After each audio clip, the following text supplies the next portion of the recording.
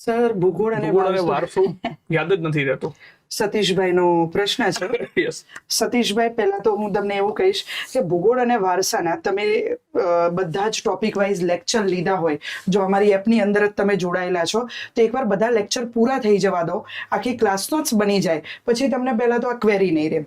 બીજી વસ્તુ સતીશભાઈ, તમારે બેઝ બનાવવું હોય ભૂગોળ અને વારસા માટે તો તમે GCRT પુસ્તક તમે વાંચવું જોઈએ. જેમ કે ભૂગોળ માટે હું બધાને પ્રિફર કરું છું કે 9, 10, 11, 12 આ 4 ધોરણના પુસ્તક તમારે વાંચવા જોઈએ, જેનાથી તમારા પાયાનું જ્ઞાન જે છે એમાં વધારે ક્લેરિટી આવશે. અને કોઈ પણ વસ્તુ વાંચવા માટે સર અંદર શાંતિ હોવી જોઈએ.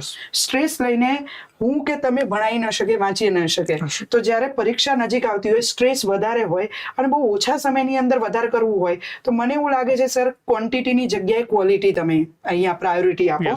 કે કદાચ 15 ટોપિકની જગ્યાએ આપણે 10 ટોપિક કરીએ, પૂછાય એવા 10 ટોપિક જેમાંથી પ્રશ્નો આવી શકે, અને મેક્સિમમ રિવિઝન કરવું પડે. કોઈ પણ વસ્તુ દેખો ઉપરથી કોઈ શીખીને આવતું નથી. જેમ કે ભૂગોળ છે, વારસો છે, સર બંધારણ ભણાવે છે, અમે એક જ વિષયને એટલી બધી વાર રિવિઝન લીધું હશે ત્યારે આજે અમે તમારી સામે ભણાવી શકીએ છીએ. તો આનો કી પોઈન્ટ છે, સક્સેસનો કી પોઈન્ટ છે સર રિવિઝન.